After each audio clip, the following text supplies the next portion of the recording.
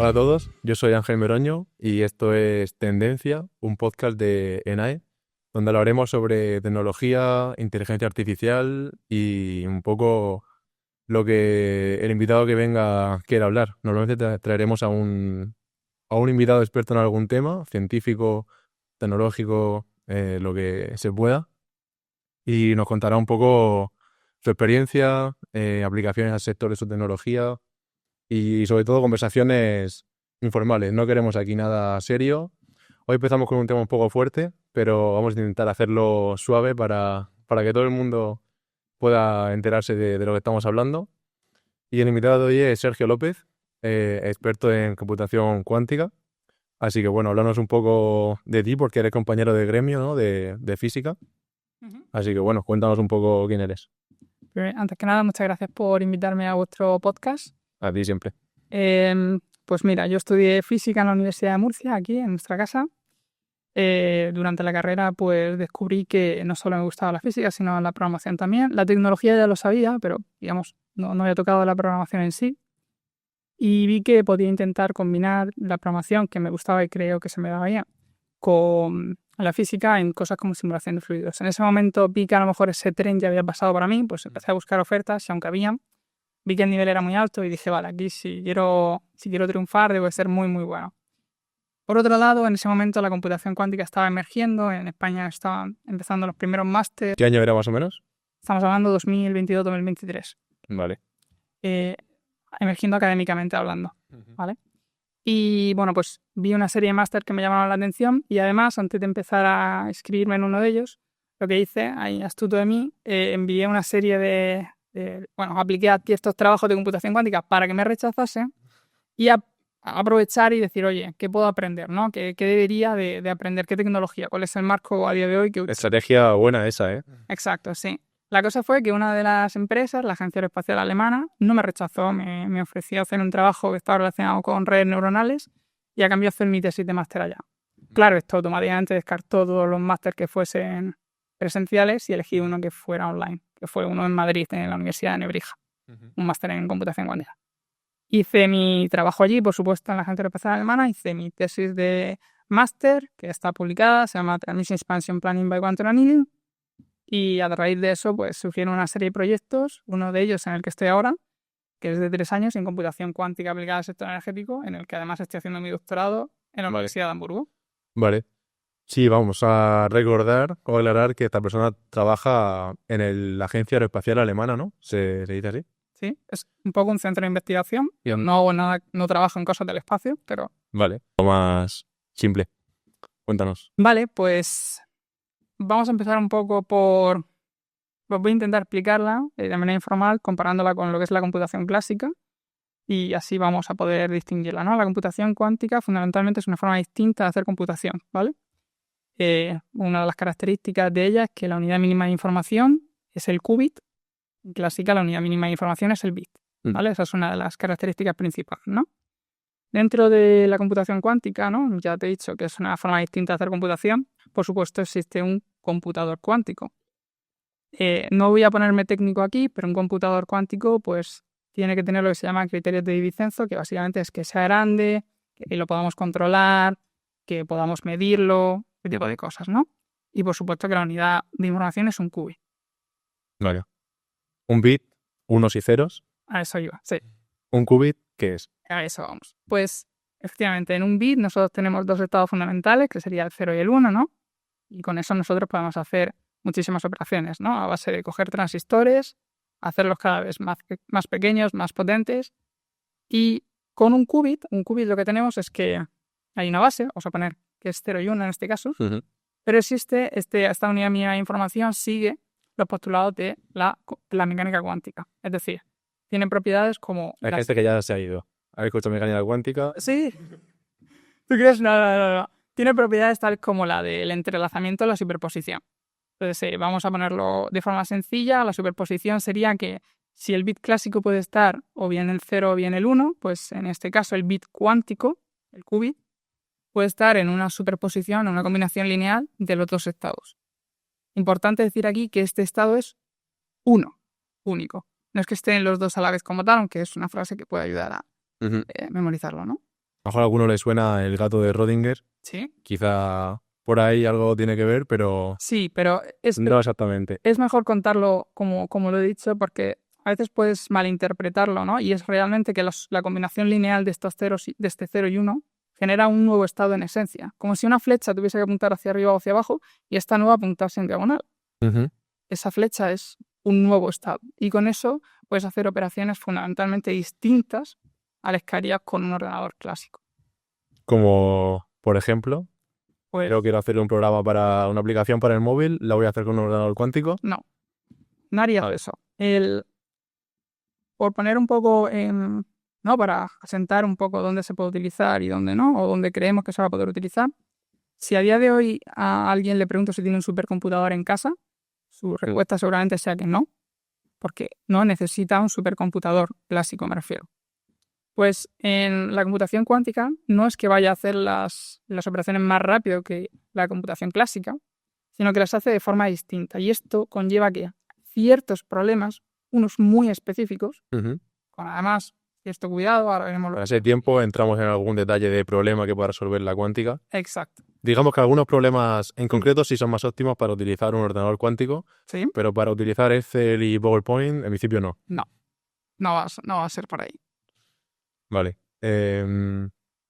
Vale, pues cuéntanos un poco algunos de estos, no sé, algoritmos cuánticos. ¿Funcionan igual que los ordenadores tradicionales a nivel de programar? ¿Se programa también Vale, igual? vamos a eso. Ahí, antes de entrar en el programa que tú podrías utilizar, podemos entrar en qué dos modelos de computación cuántica fundamentalmente hay, ¿vale? Hay otra cosa, hay otro modelo que no vamos a hablar, o otro tipo de ordenador que no vamos a hablar, que se llaman los Quantum Inspired, que son ordenadores clásicos que tienen, pues, un análogo, o su algoritmo, ¿no? Funciona imitando un poco lo que un ordenador cuántico haría. Por ejemplo, un digital annealer, que se llama. Pero bueno, Vale. fundamentalmente existen dos modelos de computación, el modelo de puertas y el modelo de computación cuántica diabática. Vamos a hablar de los dos. Si conseguimos explicar esto hoy y que la gente se entere, Venga, éxito. me parece bien. Ese es el reto, vamos a ello. El modelo de puertas, quien esté familiarizado con la informática, pues igual que tenemos puertas AND, OR o SOR, pues tenemos su análogo en la versión cuántica, ¿vale? Estas puertas son sutilmente distintas en el sentido de que, por ejemplo, pues son universales, lo que significa que son reversibles. Pero bueno, digamos que tenemos el análogo. Aparte tenemos, por supuesto... Claro, porque en computación tradicional, por ejemplo, no son reversibles las puertas. Si yo hago una operación, quizás no puedo siempre volver al estado original. Exacto. Si yo hago un AND en programación habitual, no sé de dónde viene. Si No sabrías... cuál de los dos se ha cumplido de las dos opciones. Correcto. Pero en cuántica sí que hay una trazabilidad como hacia atrás, ¿no? Podríamos decir. Efectivamente, en cuántica estas puertas sí son reversibles, eso es lo que implicaría que sean universales en parte. Y bueno, lo que fundamentalmente tú haces, ¿no? Cuando programas un algoritmo en el modelo de puertas es que colocas estas puertas, las AND y las OR, las versiones cuánticas y otras que existen, ¿no? Y entonces desde un estado inicial, recordemos que al principio cuando hemos descrito que era un ordenador cuántico hemos dicho que fuese controlable y podíamos inicializarlo. Desde un estado inicial nosotros hacemos evolucionar de forma, aquí importante, discreta en el tiempo, es decir, aplicamos esta puerta, ahora esta otra, hasta que finalmente obtenemos un output. Por supuesto, un ordenador cuántico debe de ser medible, o de poder medir ese output finalmente, y se vuelca un qubit, o sea, un bit, la medición. Y eso es lo que uno haría, ¿no? Es decir, programas tu algoritmo, lo mapeas en estas puertas, evolución discreta en el tiempo, paso a paso, y obtienes un resultado. Si todo ha ido bien, pues sería el esperado. Y luego está el modelo adiabático. Este es en el que yo trabajo y es fundamentalmente distinto. Lo que haces es una evolución continua en el tiempo.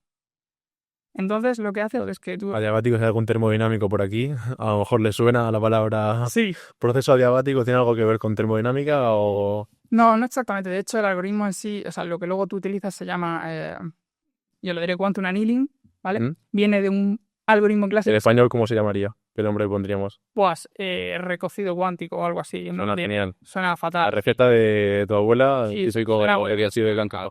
Sí, sería algo así. Pero bueno, ese algoritmo, el quantum annealing, el nombre viene de una versión clásica que se llama simulated annealing. Es una heurística. Quiere decir que es una heurística. Heurística es, tú puedes utilizar un algoritmo o un resolvedor que te dé la solución, digamos, óptima siempre. Eso se dice que es determinista. Es decir, le das un input y siempre obtienes el mismo output y además es óptimo. Cuando es heurístico, esto no pasa.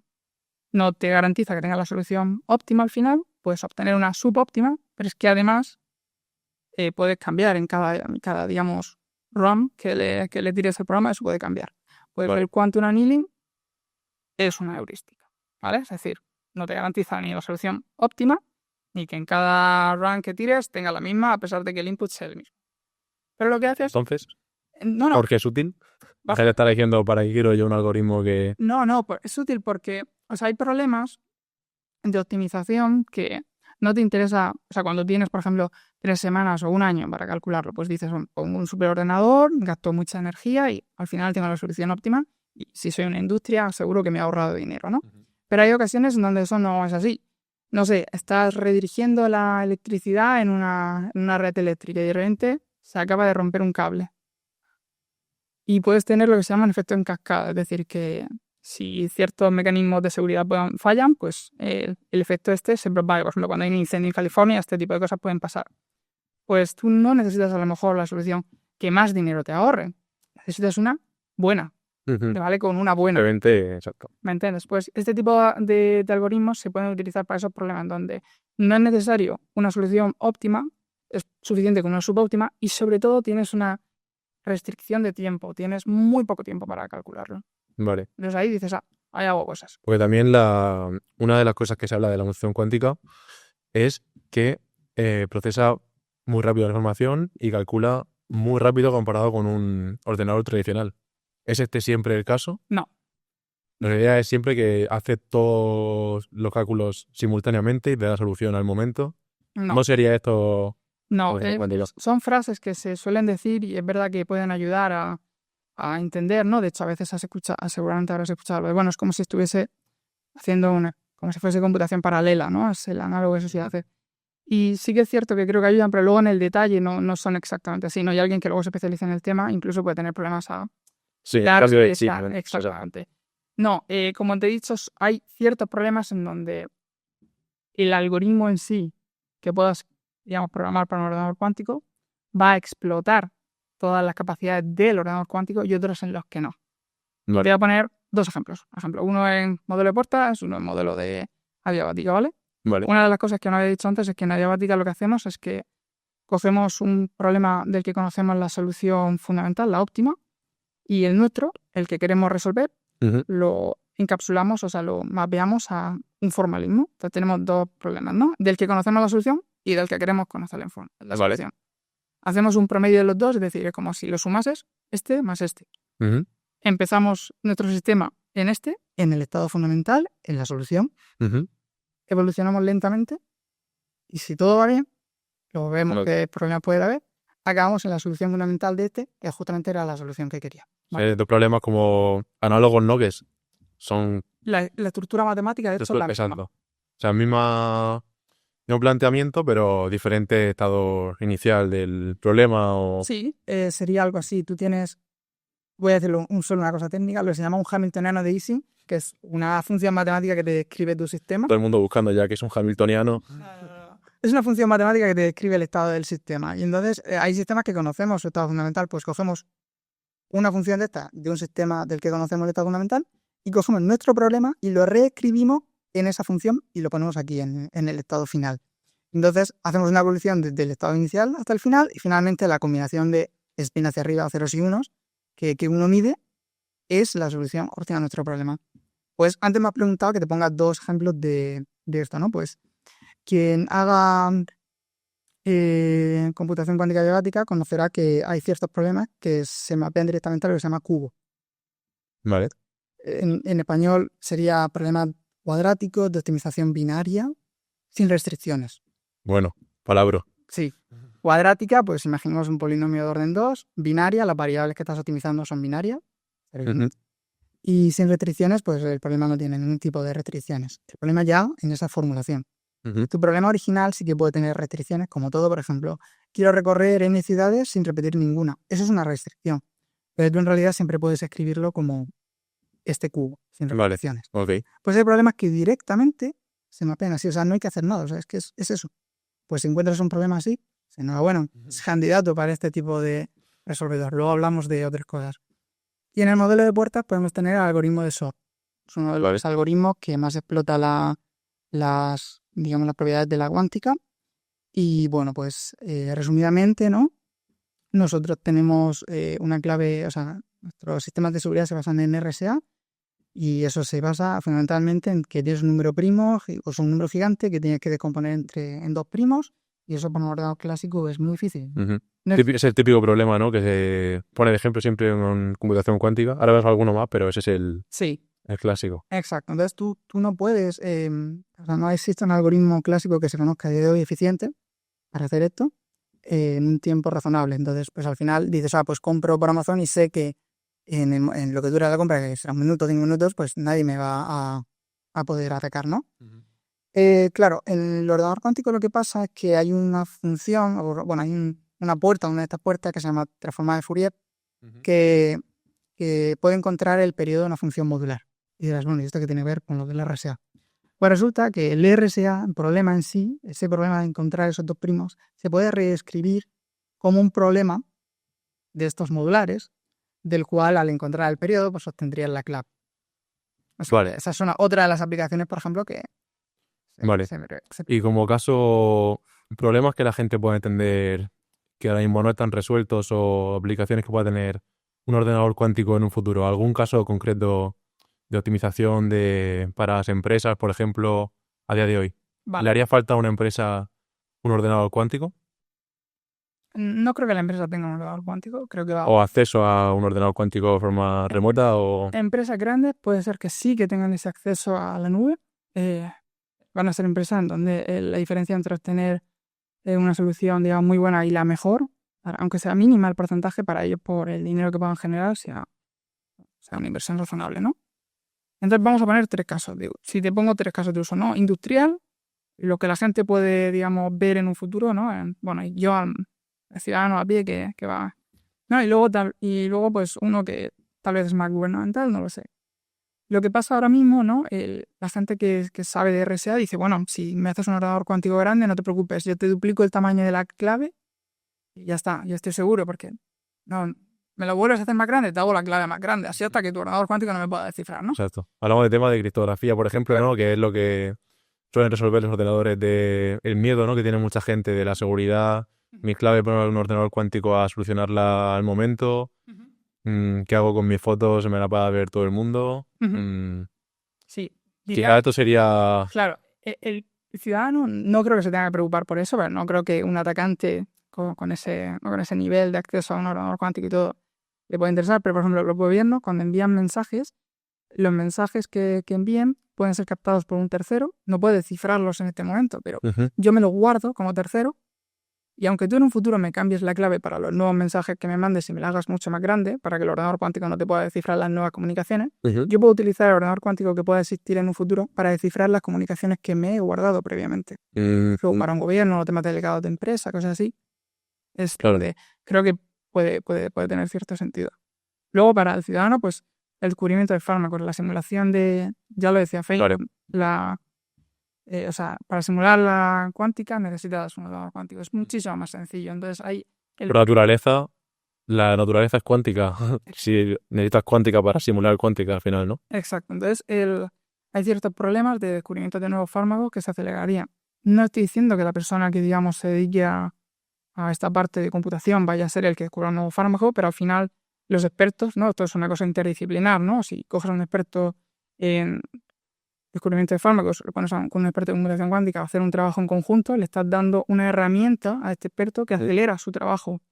Exacto. Y entonces eso es lo que va a pasar, ¿no? Todo esto, como te digo, muy interdisciplinar.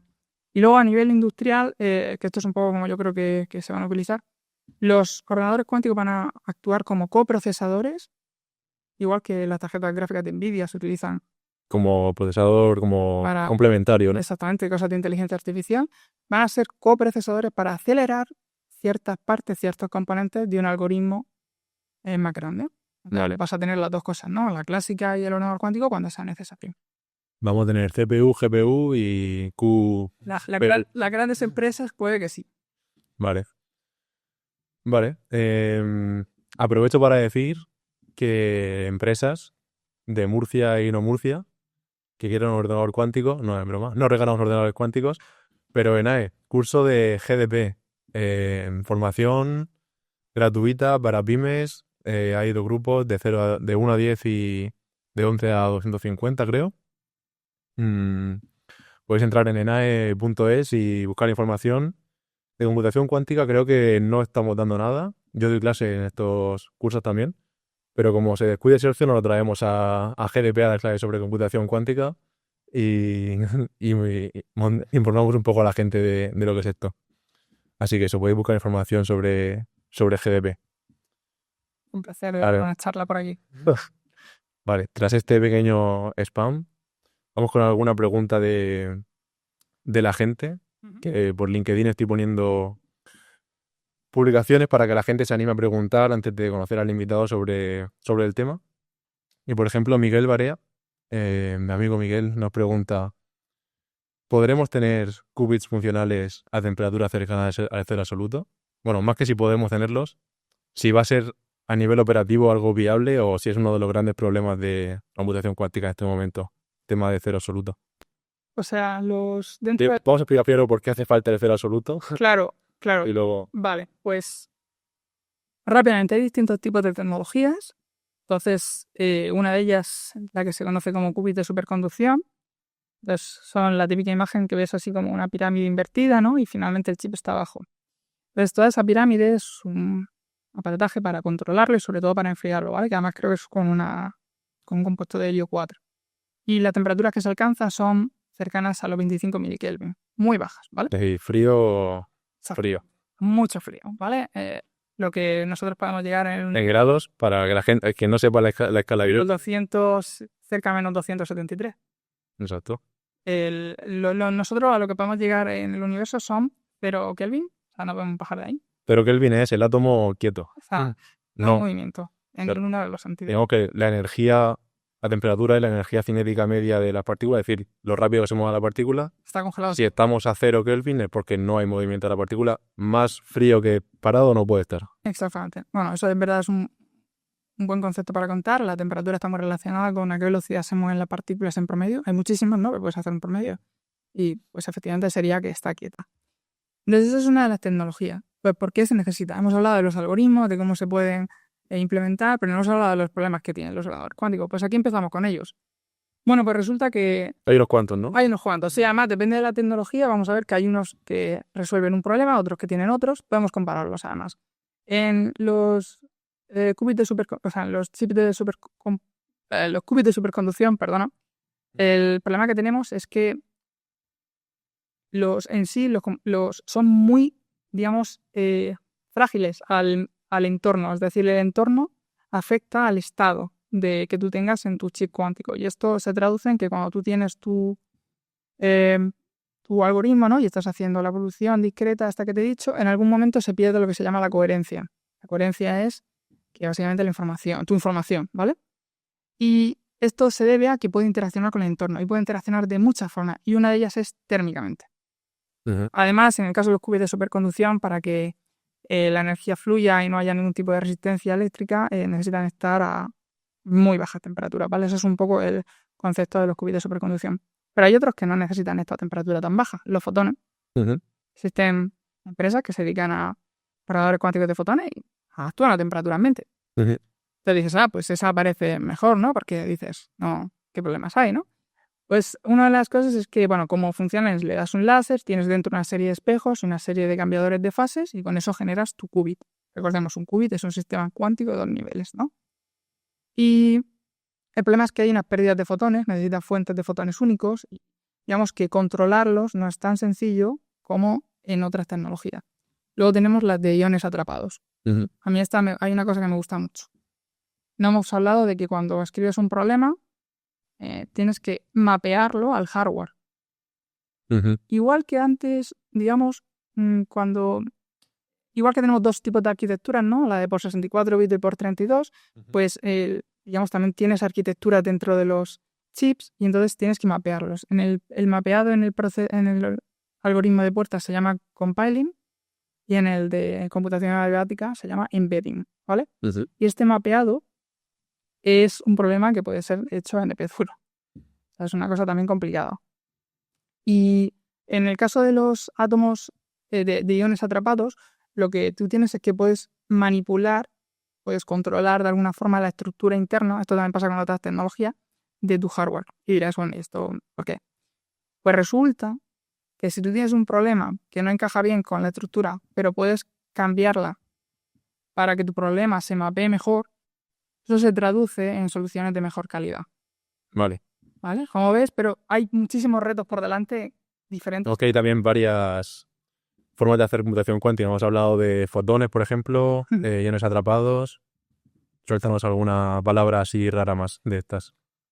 El embedding, no hemos hablado. Qubit, la diferencia entre un qubit lógico y un qubit físico, no hemos hablado de eso. Venga, adelante. ¿Le tiro? Venga.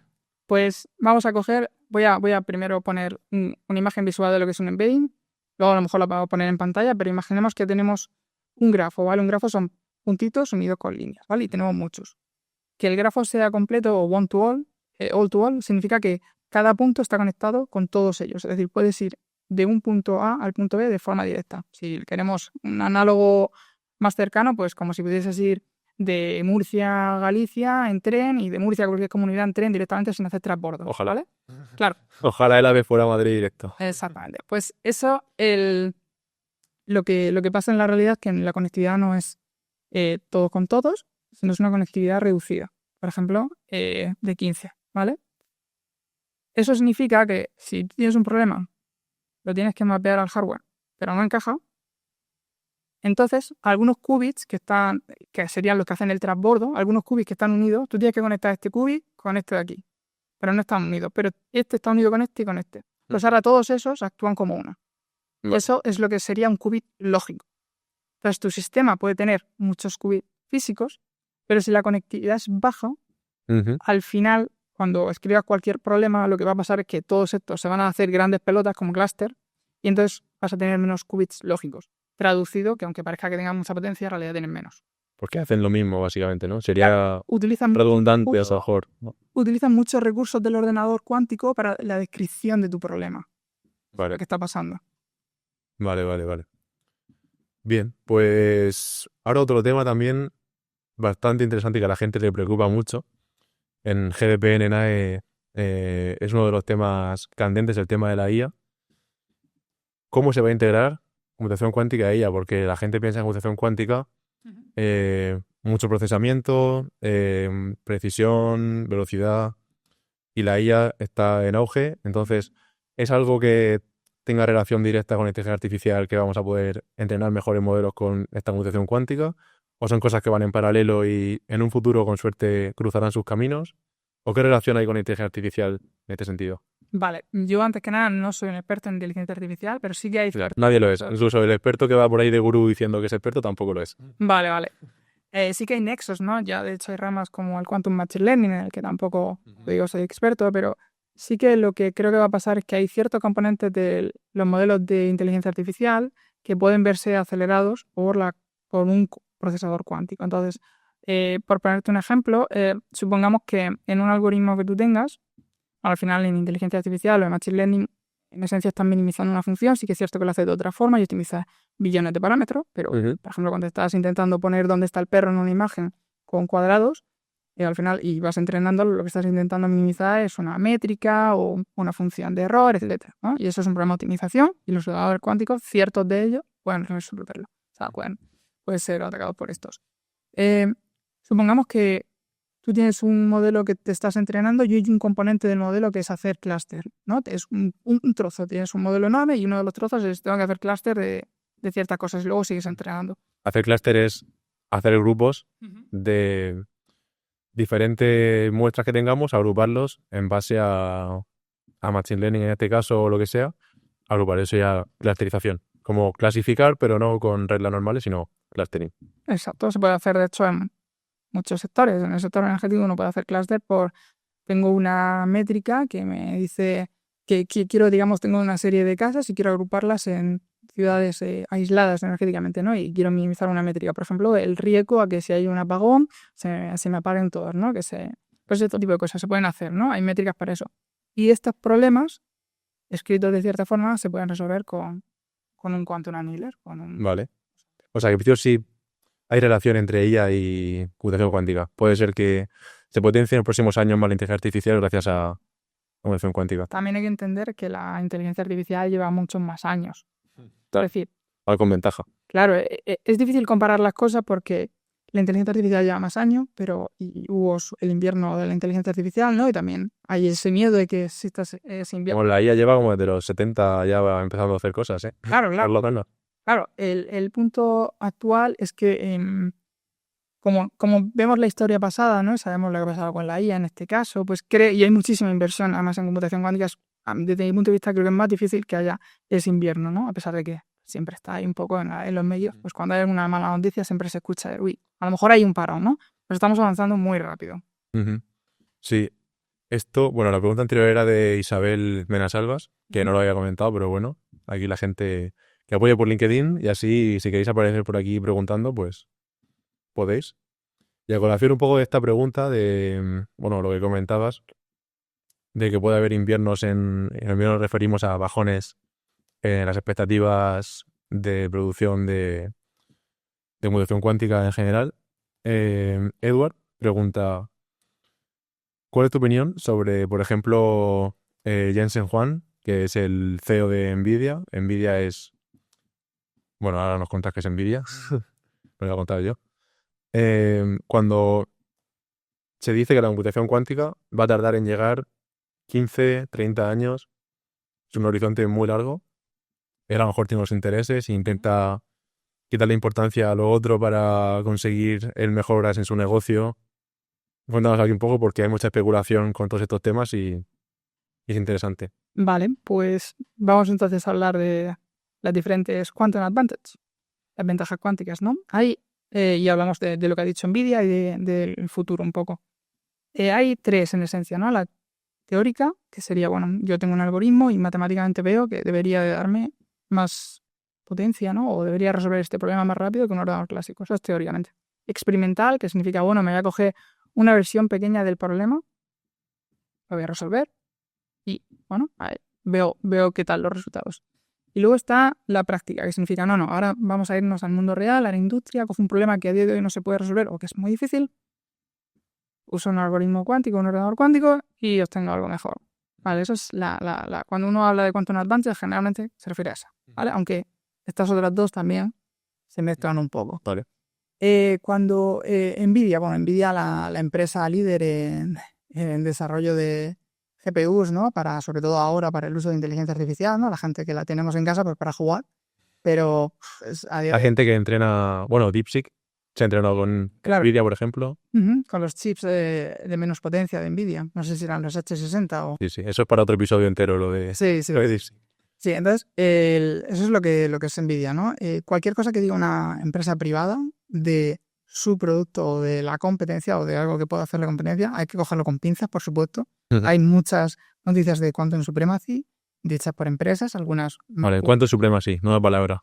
Definición. Bueno, es más o menos lo mismo que hemos hablado antes. Que realmente tú tengas problemas donde básicamente no haya manera de abordarlos, o sea, en el tiempo ilógico abordarlos y cuánticamente sí, ¿no? Pero bueno, lo que ha dicho Jensen Huang en la última conferencia que hizo, porque además NVIDIA tiene conferencias en donde trabaja con computación cuántica y están haciendo proyectos en conjunto, o sea que parece un poco ilógico, ¿no?, que dijese eso. Sí. En la última conferencia en principio pidió perdón y bueno. Ah, y esa no la he visto. Yo vi la otra que Ya. Las acciones pegaron ahí un bajón increíble. En principio se redimió. También hay que tener en cuenta que es eso, ¿no? Es una empresa privada y puede tener sus intereses. Por haberlo dicho, con un fallo lo cometemos cualquiera. O sea, no, eso ya... Vale, pues en principio 15 o 30 años le damos como horizonte. O quizá... A qué empresa preguntes. Yo creo que en simulación, cosas de materiales, por ejemplo, podemos estar más cerca de 30 años, desde luego. Pero esto es totalmente especulativo y, como te digo, depende de las empresas. Hay empresas, por ejemplo, por mencionar una, D-Wave, hace poco en la conferencia esta de la nueva de NVIDIA, ellos mencionaron que no es que estuviesen en 15 o 30 años, sino que realmente estamos mucho más cerca, sino ya, ¿no?, en ciertos problemas. Otra vez, también problemas muy específicos y otra vez es una empresa privada. También muchas empresas aclaman tener ya la solución hecha, o también de otras empresas de IA como OpenAI o